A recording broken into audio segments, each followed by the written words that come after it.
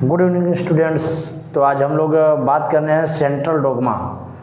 Next class में हम लोग बता रहे थे कि डीएनए के प्रकार में हमने ए टाइप, बी, सी, डी और जेड प्रकार के डीएनए के बारे में हम लोग चर्चा किए थे।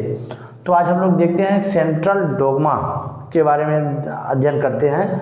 तो जिसमें आपको हम लोग दिखाएंगे कि डीएनए से डीएनए का बनना, डीएनए से डीएनए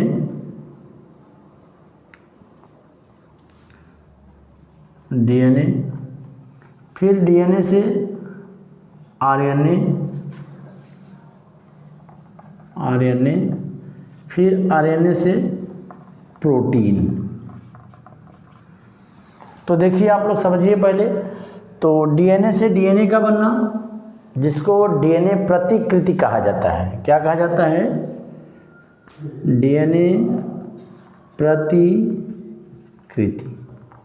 इसे डीएनए प्रतिकृति अंग्रेजी में कहते हैं रेप्लिकेशन, या इसको एक और नाम देते हैं डीएनए सिंथेसिस,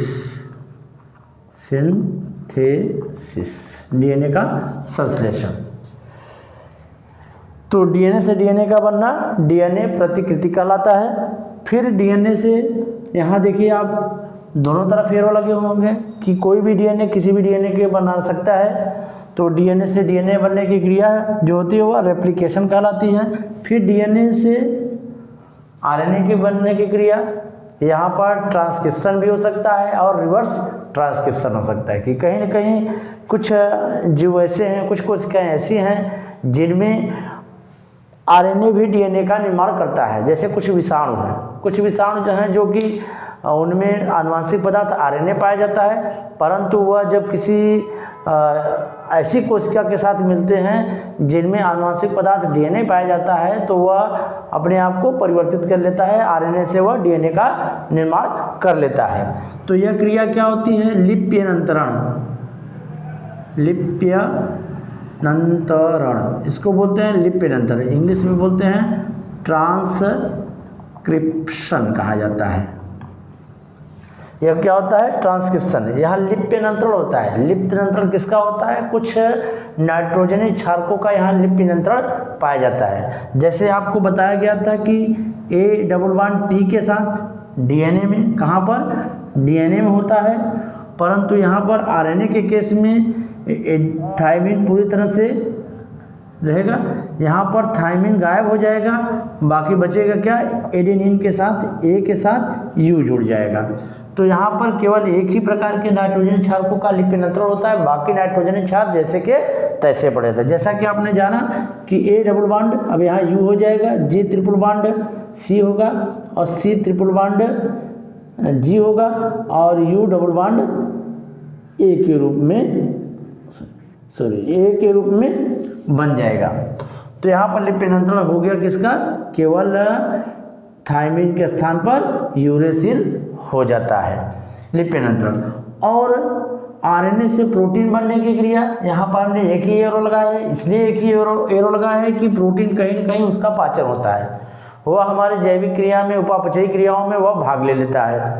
तो यहाँ पर इसलिए एक ही एरो लगा है। इस क्रिया को कहते हैं अनुवादन, या इसी को कहते हैं भाषानांतरण। इसको भाषानांतरण यानी कि इसके भाषा में परिवर्तन करना। भाषा परिवर्तन कौन कर रहा है? आरएनए से प्रोटीन बनता है। तो आरएनए से प्रोटीन बनाने के लिए आपको पढ़ेंगे आगे कि यहाँ पर तीनों प्रकार के आरएनए, एमआरएनए जो कि श्रृंखला होती है, उस पर राइबोसोम पाए जाते हैं।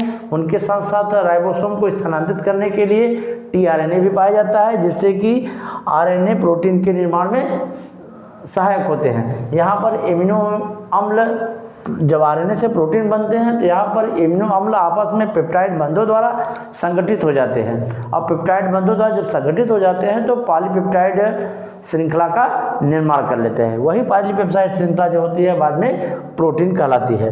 तो यहाँ पर आप जानें कि यहाँ पर अनुवादन, जिसको भाषांतरण कहा जाता है, अंग्रेजी में इसको ट्रांसलेशन कहा जाता है। ट्रांसलेशन, जैसा कि आप जानते हैं ट्रांसलेशन मतलब इसका जो नेचर था वह नेचर पूरी तरह से परिवर्तित हो जाता है। यहाँ पर कैसे नेचर परिवर्तित होगा, आप आगे पढ़ेंगे आनुवांशिक कूट, एक पढ़ेंगे आप आनुवांशिक कूट के बारे में पढ़ेंगे। आनुवांशिक कूट में यही बताया जाएगा कि यहाँ पर कुछ सभी नाइट्रोजन क्षारक आपस में इस तरह से व्यवस्थित होते हैं कि वह 20 प्रकार के एमिनो अम्लों को कोड करते हैं, जो एमिनो अम्ल प्रोटीन के निर्माण में सहायक होते हैं।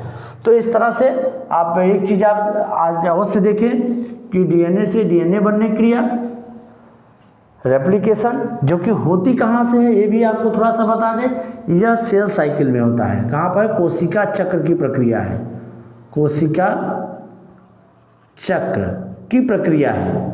आपने पढ़ा होगा कि कोशिका चक्र क्लास 11th में आपने सेल साइकिल के बारे में आपने पढ़ा होगा, देखा भी होगा कि कुछ इस तरह से एक यम फेज होता है और एक होता है इंटरफेज,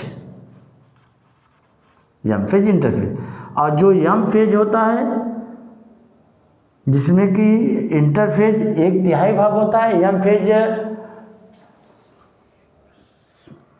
होते हैं जिसमें कि G1 यस और G2 अवस्था होती है, G1 यस और G2 अवस्था होती है इंटरफेज में। यही G1 अवस्था में क्या, और यम फेज में आपको 4 उपअवस्था है, प्रोफेज, मेटाफेज, एनाफेज और टेल फेज होता है। तो इसी जो यहाँ पर यस फेज है यही क्या है, सिंथेसिस फेज है, या फर्स्ट ग्रोथ फेज होता है। इसको कहते हैं फर्स्ट ग्रोथ फेज बोला जाता है। इसको बोलते हैं सेकेंड ग्रोथ फेज बोलते हैं। तो यहाँ पर तो एक कोशिका से 2 कोशिकाएं बनती हैं। इसके बाद कोशिका के अंदर पाए जाने वाले क्रोमैटिन जो होते हैं, क्रोमैटिन जो धागे होते हैं हिस्टोन प्रोटीन के साथ मिलते हैं, यानी कि यहाँ पर कौन होता है, क्रोमैटिन प्लस हिस्टोन प्रोटीन आपस में मिल जाते हैं जीवन अवस्था में। परंतु यही जब कहाँ पर आता है, यस अवस्था में आता है। तो यस अवस्था में आएगा, क्रोमैटिन थ्रेड जो होता है वह किसका निर्माण कर लेगा, डीएनए का निर्माण कर लेता है। तो डीएनए का निर्माण होता है, डीएनए का डीएनए से जो संश्लेषण होता है वही क्रिया क्या होती है, रेप्लिकेशन होती है। अतः है आप ये समझ गए कि यह कोशिका चक्र के यस प्रावस्था की अवस्था है जिसमें डीएनए के द्वारा डीएनए का निर्माण होता है। तो आज के लिए इतना ही। नेक्स्ट क्लास में हम लोग आगे इसके बारे में देखेंगे, एक एक के बारे में हम लोग अध्ययन करेंगे। डीएनए से डीएनए बनता है तो इसके लिए क्या क्या आवश्यक होता है, क्या क्या का आवश्यक सामग्रियां प्रयोग होती हैं, तो इनके बारे में हम लोग नेक्स्ट क्लास में देखेंगे। आज इतना ही। आप इसको नोट करना चाहें नोट कर लीजिए। तो हमारे चैनल पर बने रहिए, हमको सपोर्ट करिए, जिससे कि आपको हर इम्पॉर्टेंट टर्म्स पर बारी बारी से चर्चा कर सकें, जो कि आपके परीक्षा के लिए अत्यंत उपयोगी है। तो आज के लिए इतना है, धन्यवाद।